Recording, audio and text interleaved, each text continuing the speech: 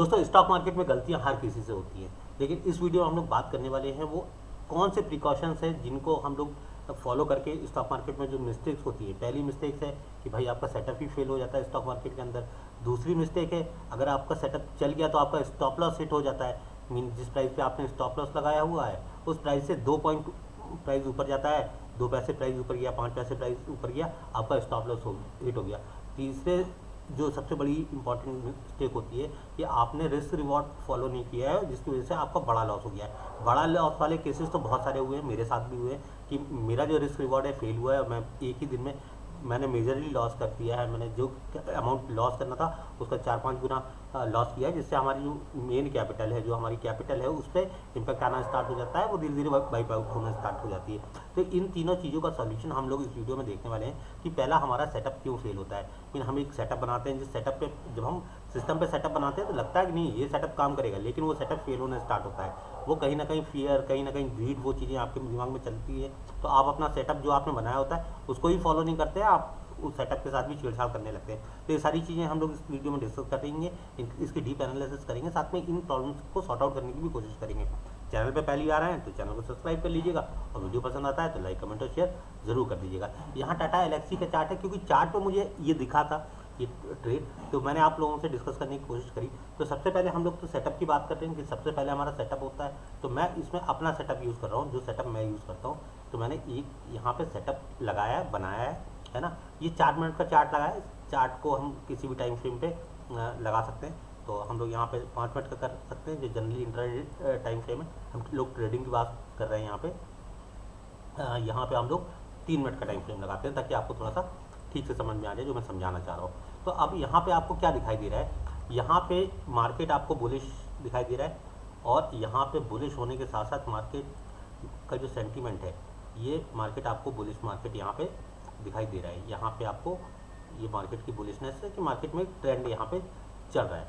तो मार्केट का जब ये ट्रेंड चल रहा होता है, मार्केट अप ट्रेंड में है, तो जो भी लोग हैं, मतलब कि उन्होंने अपना टारगेट यहाँ के बाद यहाँ पे सेट किया होगा, तो मतलब कि उनको यहाँ पे मार्केट में बुलिशनेस दिख रही होगी, क्योंकि भाई मार्केट यहाँ से रिवर्स हुआ, इन लेवल्स को क्रॉस किया, अब मार्केट को यहाँ आना चाहिए लोगों के हिसाब से, लेकिन ऐसा नहीं हुआ। मार्केट को जाना था नीचे, और मार्केट को नीचे जाने से आपका सेटअप हो गया फेल, आपका स्टॉप लॉस हिट हो गया, आपका रिस्क रिवॉर्ड भी खराब हो गया। तो अब यहाँ पे कौन सी मेजर मिस्टेक्स है कि हम मार्केट में एंट्री कैसे बनानी है, मार्केट में अपना एसएल ना जाए वो किस तरह से हमें प्लान करना है, और मार्केट में हमें किस तरह से अपने जो इंडिकेटर्स हैं, अपने जो सेटअप है, उसको क्रॉस चेक करना है, हर लेवल पे क्रॉस चेक करना है, चाहे वो ट्रेंड के लेवल पे हो, चाहे वो आरएसआई के लेवल पे हो, चाहे वो सेटअप के जो डाइवर्जन्स होते हैं आरएसआई में डाइवर्जन हो वो लेवल पे हो। तो मेजरली मिस्टेक्स लोगों ने क्या करी, लोगों का ही मूड बना और यहाँ पे लोगों ने बुलिश ट्रेड लिया, क्योंकि उनका जो सेटअप था वो वहाँ पे बोल रहा है कि भाई इसको ट्रेड करना है। सेटअप कैसे ट्रेड करना है, कॉन्टीन्यूसली स्टॉक यहाँ पे बुलिश होगा, बुलिश होने के बाद एक करेक्शन आती है स्टॉक में, और स्टॉक वापस वहीं पे चलना स्टार्ट हो जाता है 20 मूविंग एवरेज के ऊपर, साथ में 200 मूविंग एवरेज के ऊपर, और यहाँ पे एक सुपर ट्रेंड का सिग्नल भी आपको ये दिखाई दे रहा होगा। मैं इसको थोड़ा सा जूम कर लूँ, यहाँ पे सुपर ट्रेंड का सिग्नल लोगों को इस ट्रेड को लेने के लिए कंफर्मेशन भी दे रहा है कि भाई हमारी ट्रिपल कंफर्मेशन हो गई। एक तो दोनों मूविंग एवरेज की, 200 मूविंग एवरेज, 20 मूविंग एवरेज की कंफर्मेशन, साथ में सुपर ट्रेंड की कंफर्मेशन। अब लोगों ने अपना जो स्टॉप लॉस है कहाँ प्लान किया है, वो प्लान किया है यहाँ पे।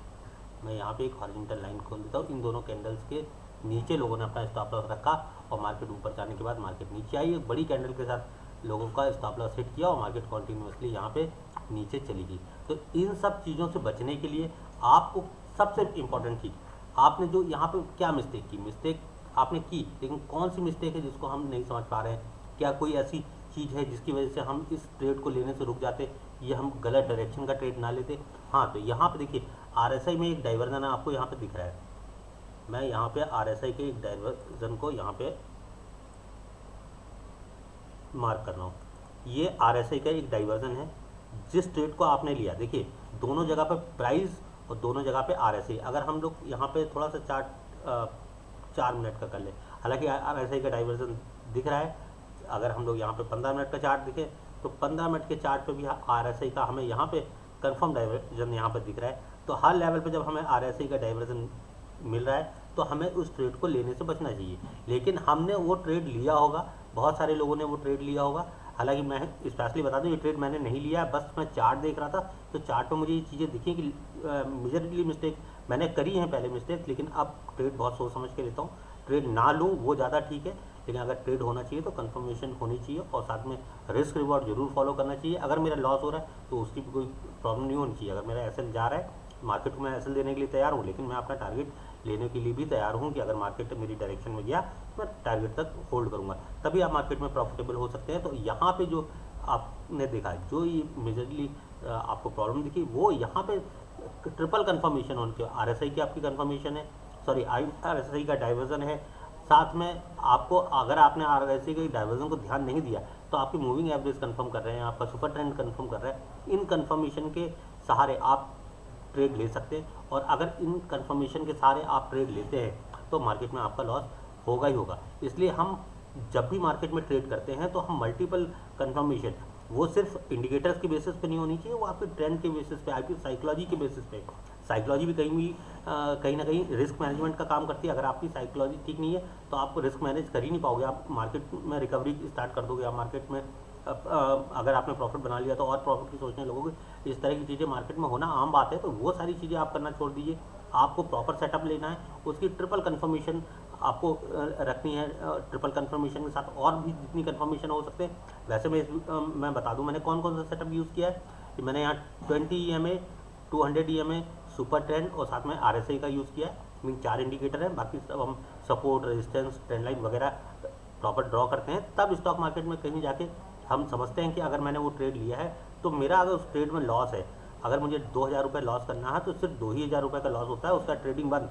अगर आप उसने 2000 रुपये को मीन आपने कवर करने की कोशिश की और रिवर्स ट्रेड करने की कोशिश करी, या फिर रिवेंज ट्रेडिंग करने की कोशिश की, तो आपको स्टॉक मार्केट ये हरा के ही जाएगा, मीन आपका लॉस, बड़ा लॉस करा के जाएगा। तो इन सारी कंफर्मेशन के साथ आप स्टॉक मार्केट में ट्रेडिंग कर सकते हैं। अब वीडियो पसंद आता है तो भाई इसको सब्सक्राइब कर लीजिए चैनल को, और कमेंट जरूर कर दीजिए इस वीडियो के अंदर। बहुत बहुत धन्यवाद।